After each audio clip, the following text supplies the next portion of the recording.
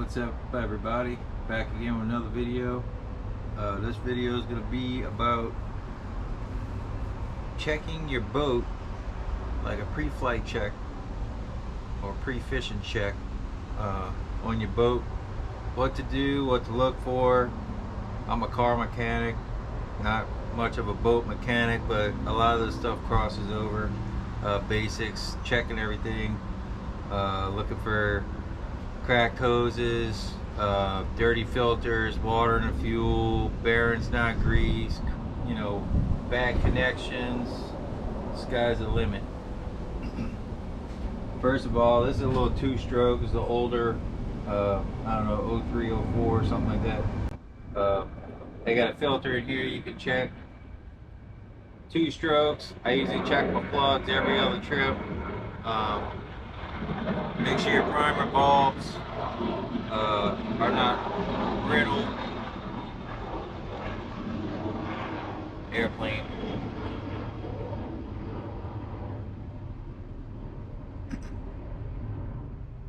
Check your filters for your fuel filters, your water filters. I always write a date on it so that way I know the last time I replaced it.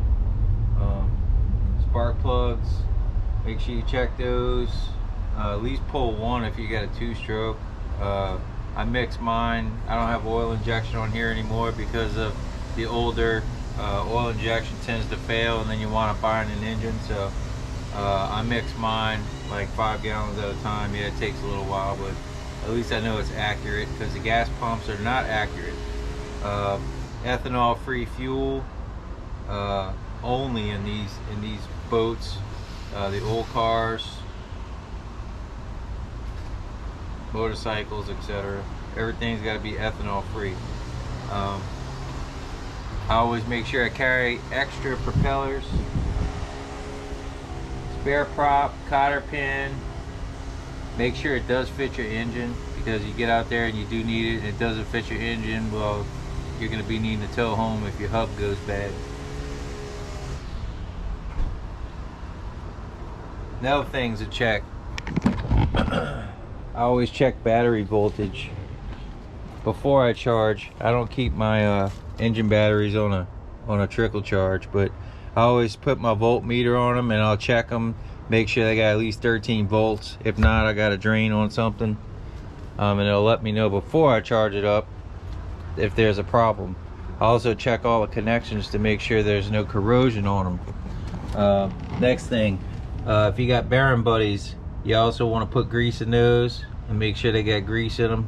You don't want to pack them up to where the bearing buddies push it out, because it will blow the seals out. I just took the bearing buddies off because I just replaced the tires and I pretty much rebuilt this whole trailer. But I'm going from the Kenner area to Hopedale or Grand Isle, whatever the case may be. So I always make sure that stuff is legit. Like, I don't like to cut any corners, let's say. Another thing, you always make sure your straps are good. I have a safety shackle on here that goes from top to bottom in case my strap breaks. I always check for corrosion for all your lights. Before I go, I always make sure I have I make sure my bilge pump works, my live well works. I actually crank the engine up the day before or the evening before. Another thing to do is just to go through, make sure everything works. Your horns. If you reload your boat with stuff, make sure you got a daytime reflection emergency thing, like a mirror you could use for emergencies, for a signal. There's some other stuff you can use, like you got to make sure you have flares, fire extinguisher. I keep an extra water filter, which it looks like an oil filter, because they're like $10. Keep a spare one of those. What else am I forgetting here? Oh, grease points. So this one's got the old cable steering on it. So they got some points you can clean and grease here.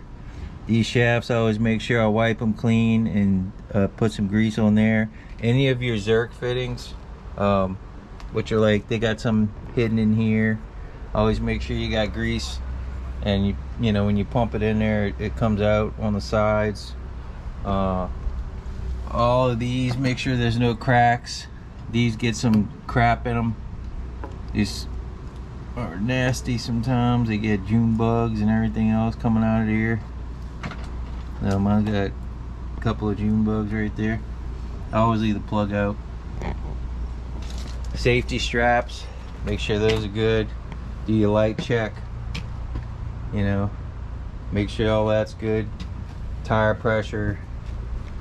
And you don't have to check this stuff all the time, but I just walk around even before I leave the launch or before I go to the launch. I'm always like checking strap, front strap, you know, making sure my seats have bungee cords on them, making sure they're tied down. I don't like stuff flying out of my boat. I don't want stuff flying out of my boat causing harm to me or anybody else. Safety's a real big thing with me. If you got a kitty cat on here that, you know, she has a life vest, but she's not going with me, she'll probably get the undersized fish and then we'll get in trouble, because that's what she likes, because she's the badness. Free cat, good to free cat to anybody really. Also, connections here. I think this thing stopped working.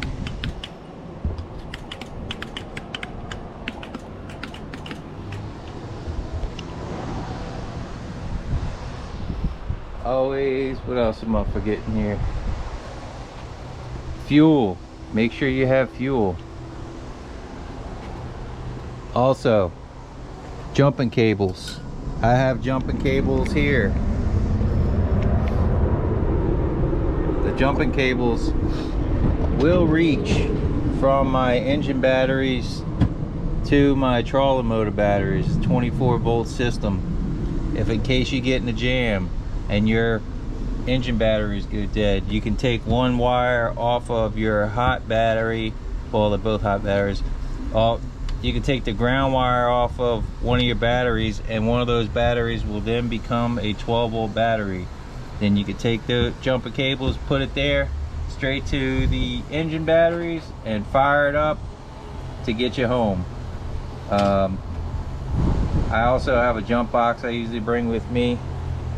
The jump box is, you know, it's good, but I use it sometimes for my live well, because I do carry a smaller live well, because the one I have on this boat is a little large. I don't like to have to go fishing to catch my bait inside the live well. I like the little small live well. So let's see, we got that, we got jumping cables. So carry it, zip ties, you know, headlights, flares, all your safety equipment, which you can go and check out on the Coast Guard website. Good to inspect everything, you know.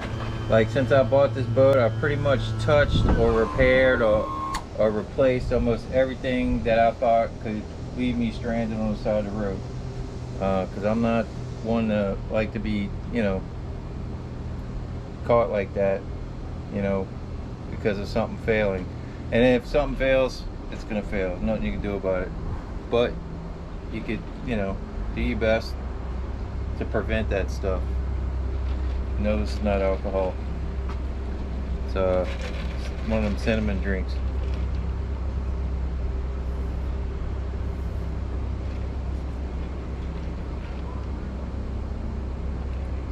Flares, what else we got? Bug spray, Amber Romance, emergency strap, make sure that's good and not dry rotted. It kills the engine if you fall overboard. I make sure I have a floating device and I have it tethered to the boat. I also have one that you can free throw.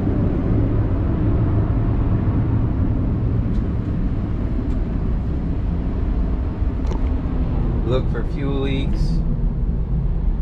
loose wiring, cracked hoses, anything and everything to make sure you're good to go.